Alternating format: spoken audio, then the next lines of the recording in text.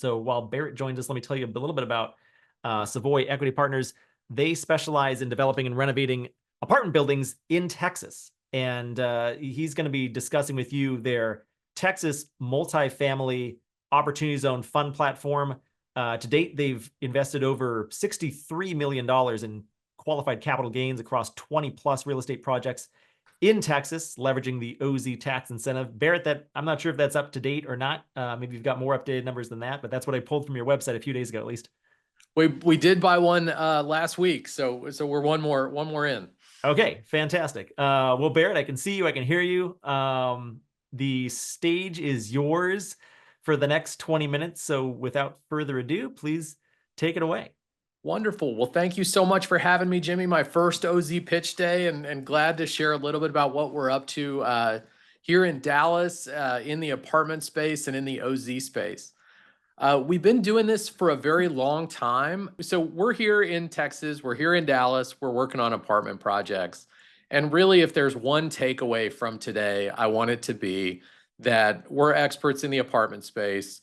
We've got the tailwinds of everything going on in Dallas, in Texas, and that the OZ tax benefits are really gravy for everything that we're doing in the apartment world. So we're doing great apartment deals that have good returns, that stand on their own, and that the OZ tax benefits are really a thing that we've only used for less than a third of our time in the apartment investing career that we've had.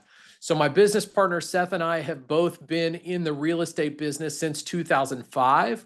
I started as a mortgage broker. He started in investment sales. But in 2011 and 12, each of us separately, we didn't know each other at that point, started buying apartment buildings. Those really ugly, beat up apartment buildings that you might see on your drive home from work and say, why didn't anybody buy that and fix it up? Well, we were the ones crazy enough with no prior apartment ownership experience. We were the ones crazy enough to buy them, fix them up, lease them up. And I sold my first one. He still owns his first one. But the returns on both were very good, good enough to inspire us to go do more. And so over the past decade, how many more have we done? Well, to date, we've now bought 58 projects. Combined, we've sold 27 of those, and we'll sell a 28th next week. And our track record on those is shown on this slide. It's very small, I know. But the average hold period, the punchline is that the average hold period has been 4.5 years, and that the average weighted IRR has been over 40%. So we've had the past decade where we've had everything go up and to the right. But in general, private real estate deals have returned about 15% over the past decade. And so for us to have done a 40% average over the past 10 years feels really, really good. And we're proud of this track record that we put together. Well, we've done 58 deals and we've only sold 27. So that means we still own 30. Most of those are in the opportunity zone tax structure. And most of those we've bought since 2020. And so again, this is kind of a new thing for us, this OZ over the past 4 years, but it really speaks to our commitment now to this tax structure and how we're doing it. So let me talk a little bit about why Texas, why Dallas, why should you join us investing here in this place that we call home? So Texas is really booming, and it has been for a long time. So up on the screen now, you see two things. Number one, there's 7 mega regions throughout the United States, which are really getting a bulk of the population that's migrating around, and also a lot of the economic growth. And in Texas, we have what's called the Texas Triangle. The corners of that are DFW, San Antonio, Austin, and Houston. Over the past 10 years, 4 million people have moved into the Texas Triangle. This growth is fueled by huge diversity in economy. I mean, we've got tech, we've got oil and gas, we've got finance, we've got banking, and healthcare. And so I'm going to read a couple specific numbers, but over the past 30 years, Houston has grown from 3 to 7 million people, Austin from 1 to 2.5, and DFW from 3 to 7.5 million people. And then this slide on Dallas really shows the Dallas MSA has grown enormously, and specifically Dallas and also its suburbs have absorbed a huge number of people over the last decade.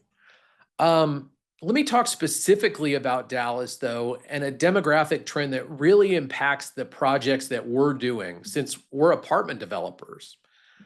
Over the past 4 years, over 100,000, in fact, 130,000 young adults have moved to DFW. It's more than any other metroplex or MSA in the country. And what that really means is that our potential tenants are moving here more than they're moving anywhere else. And that speaks very well to our potential returns and also the rents that we will see over the near future. A big part of that, why people are moving to Dallas, the city offers a good quality of life, a lot of jobs, educational opportunity, and also no state income tax. I bring up no state income tax because the common response from people all over is, well, you have no state income tax, but you have high property taxes. I'm going to come back to that, but a huge part of what we do is that our projects don't pay property taxes. You may be saying, well, how do they not pay property taxes? I promise I'm going to come back to it. The other thing that you may be hearing about, and other people today may talk about it, is supply and demand. What's happened? Well, some areas of the country have really overbuilt, but the bottom line is over the past decade, we've built a lot of housing in this country, and we've overbuilt housing in some parts of the country. The city of Dallas itself has not overbuilt. If anything, it's underbuilt or it's right on track. In 2024, only 8,400 units will deliver in the city of Dallas, a city of 1.3 million people. But in 2025 and 2026, the number of units delivered will be far lower than that. We are really excited to be delivering units in the city of Dallas, which we feel is undersupplied, and we feel construction costs are going down. This slide really shows that in the city of Dallas, almost all the supply is in the far outlying areas. You see the dark green, which are in McKinney and Melissa and Salina. Those areas are 45 minutes from our office, which is near downtown Dallas. We're also showing the actual units being delivered right now, infill, close to downtown Dallas. But as far as a number of units, that's only 15% of the supply in the DFW Metroplex. So there's still a large demand for people who want to live close to the core, what we call urban infill units.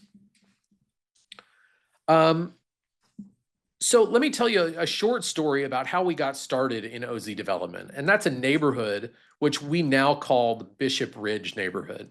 This area was blighted. There was a lot of crime, but it was close to the urban core, close to downtown, close to a highway system that led to a lot of jobs, close to a new park that was being built.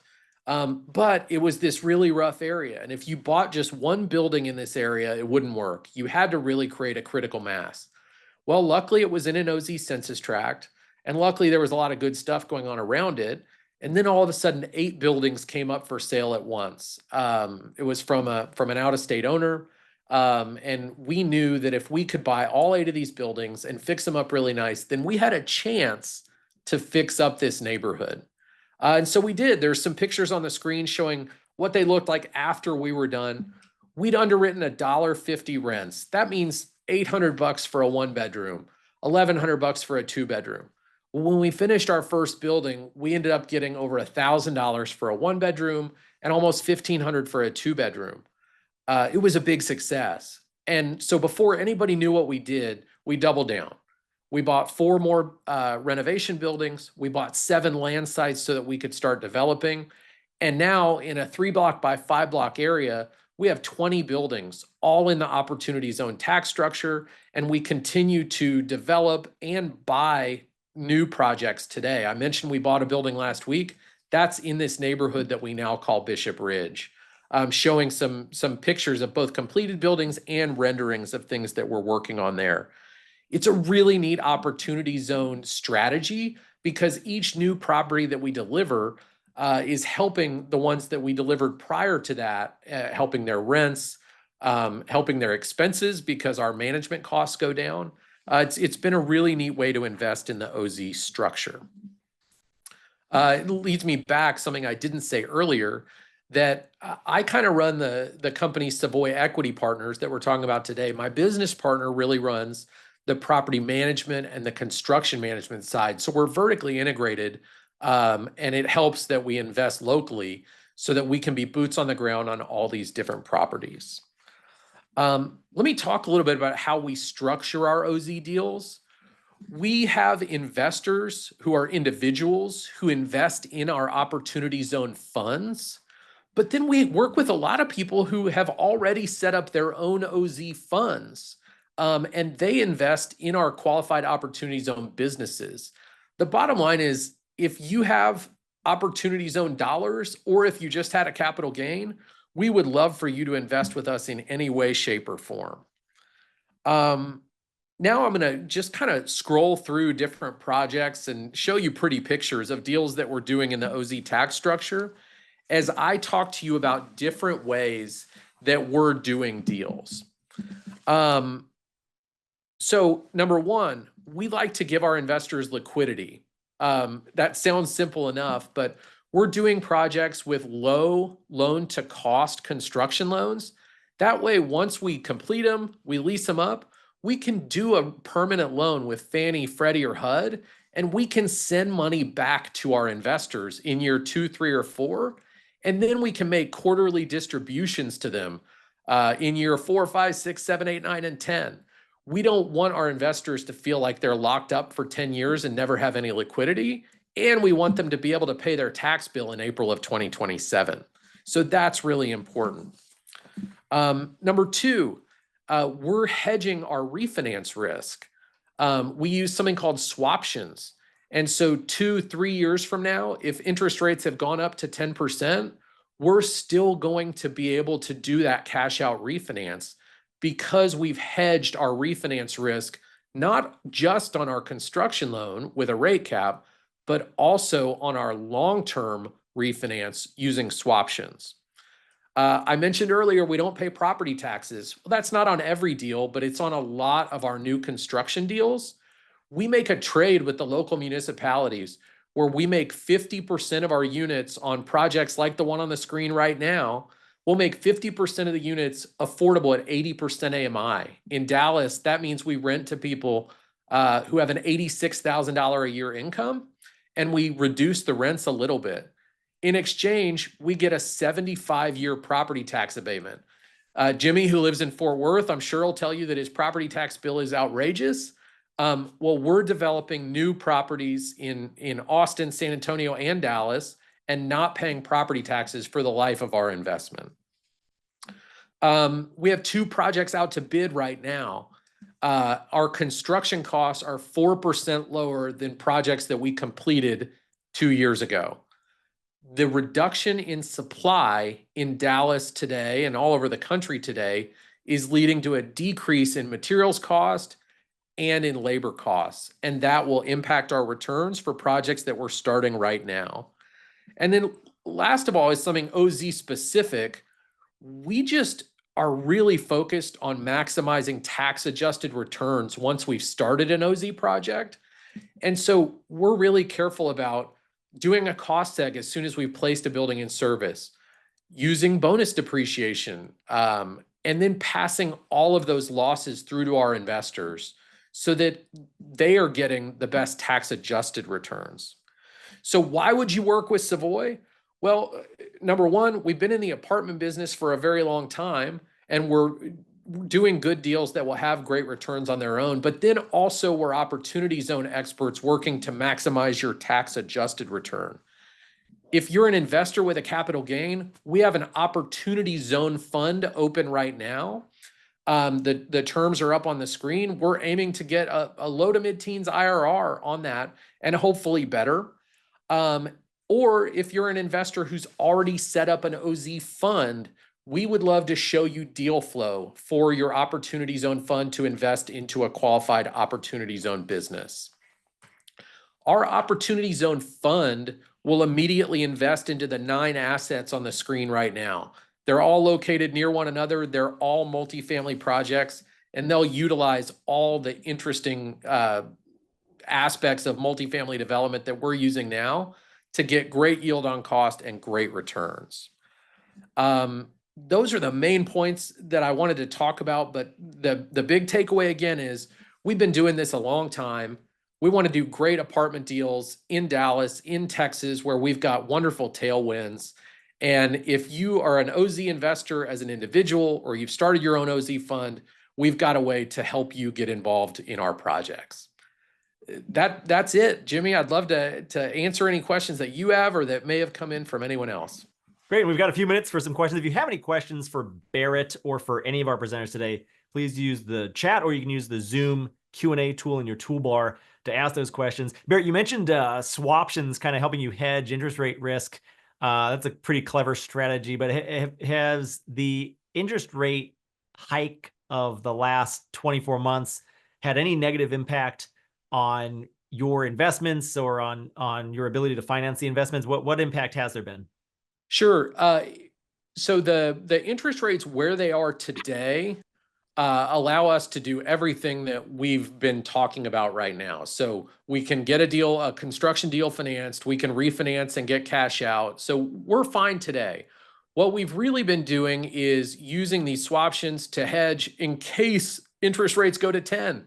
And then we'll still be able to do a cash out refinance because we essentially bought insurance. We got a question in here from Barry. Barry asks, Barrett, what is the zip code for this neighborhood in Dallas? Sure. We're working primarily in 75203, 75208, and 75205. 203, 205, and 208, I think you said. 75. Yep. Starting number of all of those. We had a question earlier. I don't think it specifically pertained to this presentation, but it came in during your presentation. I think you might have an answer to it. Kind of comparing OZs to 1031s. What's your take on, if I have the option if I sold some real estate property, I can do a 1031 exchange, or I can come in as an investor into one of your Savoy Equity Partners properties. What's the difference there? Why should I do this OZ instead of a 1031? Sure. Well, 1031's wonderful program, and certainly if you have something in mind, you should go for it and find a project to 1031 into. However, you're on a pretty short clock. So you have 45 days to identify and 180 days to close. And some people just can't find a great project to do in that short of a time frame. So OZ provides you a little bit longer time to find something. The other benefit of OZ is that you don't have to roll every dollar of your sales proceeds. You could take some chips off the table and only roll a portion into an Opportunity Zone investment and maybe enjoy some of that hard-earned money in another way. So there's pros and cons of both. I think if someone can find a great 1031 deal, then maybe that is the best option. But certainly there's pros and cons weighing that decision. Good. I just got a message in here from Mike. Mike asks, can you talk more about the property tax abatements and what specifically have you done to secure those? Sure. So in Texas, it's state law called PFC, Public Facility Corporation. And you have to strike a deal with each municipality to get it. So the municipalities want affordable housing. We don't want to pay property taxes. And so we agree to make 50% of the units affordable to people making 80% AMI or less. In Dallas, that's $86,000 a year. And we give them a rent reduction of a couple $100. In exchange, we don't pay property taxes. That ends up being a very good deal for us financially.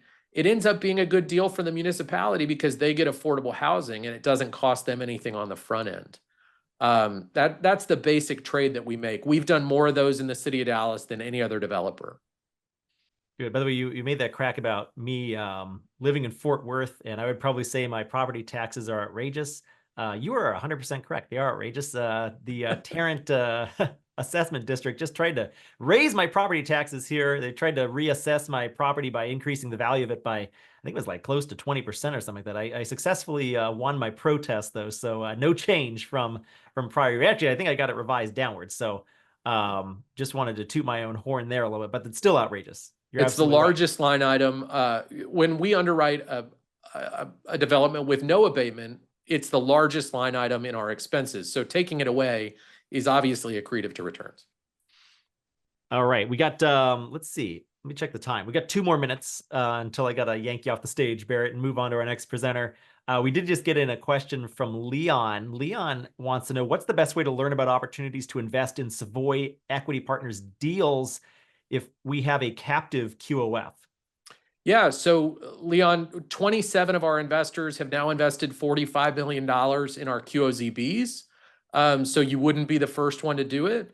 Essentially, reach out to me. I'm sure Jimmy will share my email, or you can go to savoyequity.com and reach out to us and let's chat about it.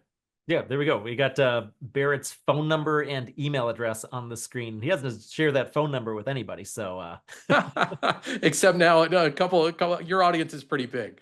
yeah. Now quite a few people know, but that's great. Yeah, please do call or email Barrett if you have questions about how to invest directly into their underlying QOZB assets. One more question here just came in from Connie Rathbone. Connie is a member of our OZ Insiders Mastermind group, and she's going to be joining us on our panel discussion in just about another, when is that coming up? Is that coming up? That's coming up in about 15 minutes. Why invest in opportunity zones now?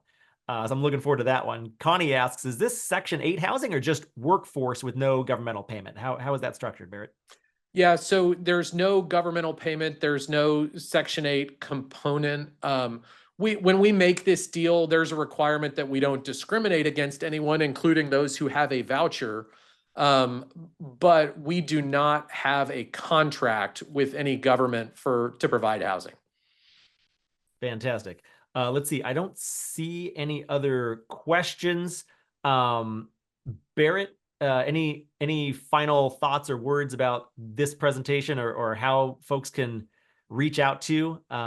We got another 30 seconds here. No, appreciate it. Website, Twitter, LinkedIn, and now everyone has my cell phone. So thank you so much, Jimmy, and glad for the time and for sharing your platform. All right, fantastic. Barrett, thank you so much for your participation in OZ Pitch Day today. Really appreciate your time and your support. Thank you so much.